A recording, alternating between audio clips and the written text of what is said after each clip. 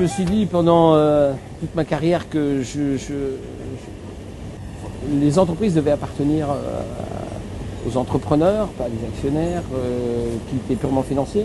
Et en fin de carrière, je suis allé plus loin dans ma réflexion et je pense que les entreprises doivent appartenir à ceux qui travaillent dedans. Et donc tout ça m'a amené à avoir une réflexion. En plus, je voulais absolument pas céder à mes concurrents. Je me suis bagarré avec eux toute la carrière gentiment, mais on s'est quand même bagarré. Donc il n'était pas question que je leur cède. Il n'était pas question non plus que je cède à un grand groupe, puisque ma conception d'entreprise, c'est pas celle-là. J'ai rien contre les grands groupes, mais nous, on avait une conception d'entreprise qui est un peu différente. Donc voilà, je me suis vraiment posé la question de quoi faire après. Alors je connaissais le modèle Scope parce que mon père en a fait une il y a très longtemps et c'est vrai que j'ai eu la chance de connaître ce modèle de Scope, peut-être avant tout le monde, mais heureusement parce que personne ne me l'aurait conseillé, dans tous les gens qui m'entouraient, qui sont là pour me conseiller, personne n'était capable de m'expliquer le concept Scope. Par contre, moi je le connaissais et ça m'a bien servi dans ma démarche. Donc quand j'ai été décidé sur cette transmission, et on a commencé à se rapprocher de l'Union régionale des Scopes et puis on a commencé à avoir des réunions avec un premier cercle, avec un deuxième cercle.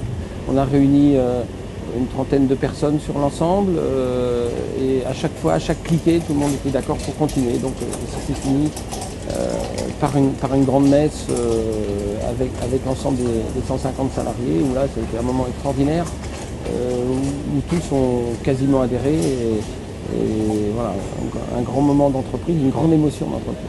Pour ceux qui ont des doutes sur comment transmettre, à qui transmettre, moi je veux déjà dire que j'ai fait, j'ai transmis et j'ai réalisé. Parce que c'est bien beau de dire mon entreprise vaut tant, je peux en obtenir tant. Ce qu'il faut savoir, c'est qu'il faut trouver l'acheteur et il faut que cet acheteur continue une œuvre qui a été commencée. Et moi j'ai cette chance que j'ai réalisé, donc j'ai vendu. Alors j'ai peut-être pas vendu au plus cher, peut-être que je suis pas dans... J'aurais peut-être pu optimiser ça, mais en tout cas, mon œuvre, si on veut parler d'une œuvre, se continue. Et ça, c'est extraordinaire, c'est extraordinaire. Et puis j'ai réalisé, c'est-à-dire que c'est pas un don, c'est une vente, c'est une vraie vente. Et c'est une vente plus facile que de vendre à des gens dont c'est le métier de racheter des entreprises.